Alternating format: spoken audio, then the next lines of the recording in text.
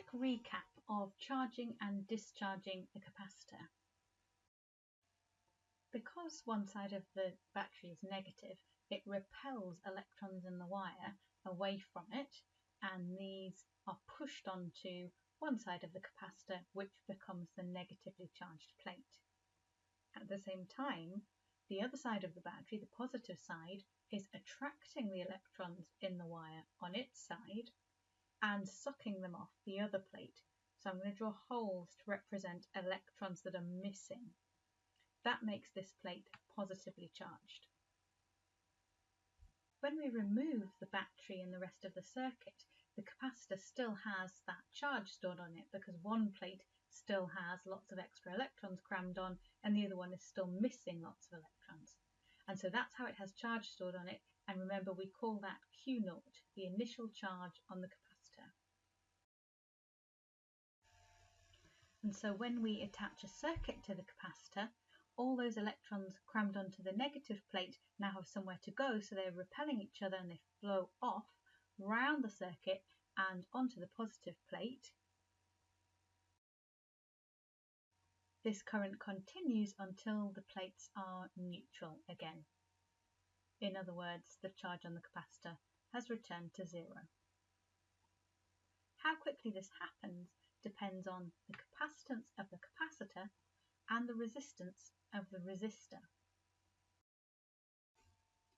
Time to look again at the formula for the charge on a capacitor as it discharges. Suppose we charge up a 72 microfarad capacitor.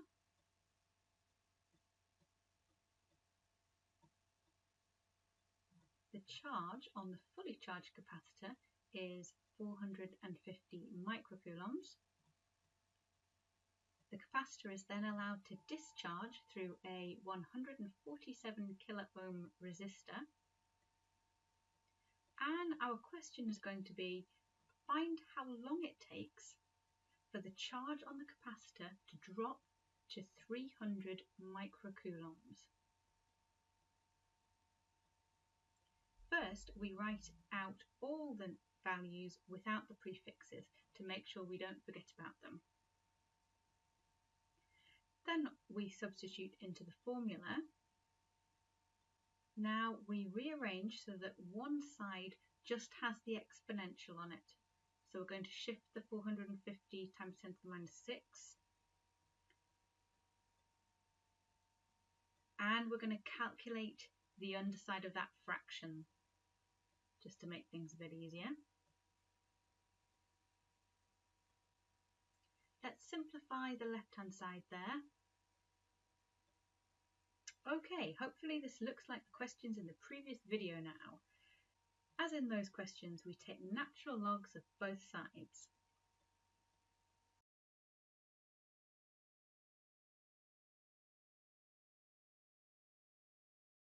We cancel the opposite operations on the right.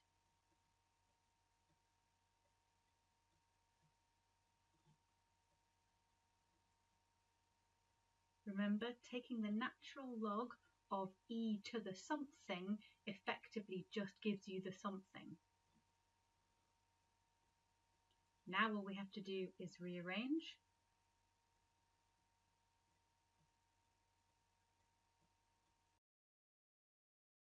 And finally, using our calculators, we find t.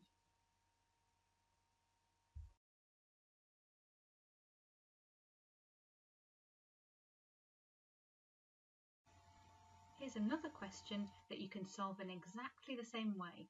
Pause the video now and have a go. Okay, our variables are, and removing the prefixes we get. Here's our formula again.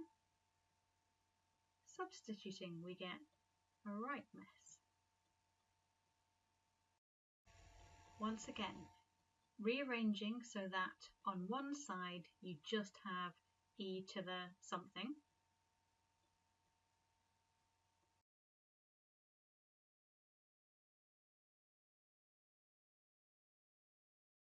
And calculating the bottom of that fraction just to make your life a bit easier.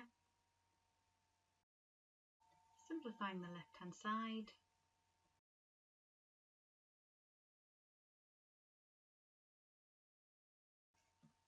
And we're ready to take natural logs. Taking natural logs of both sides.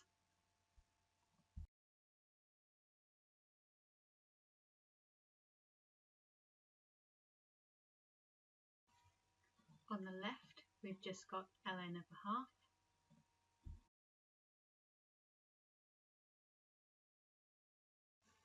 And on the right, all that stuff in the power, we've raised e to it, then we've done the natural log, and so these two operations cancel out, and we just get left with that power.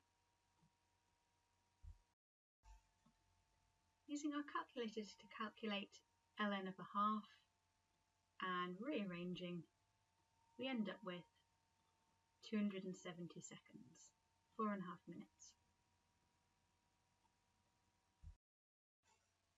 Good news, non-mathematicians, that is the end of our exponentials catch-up. You are caught up with the A-level mathematicians.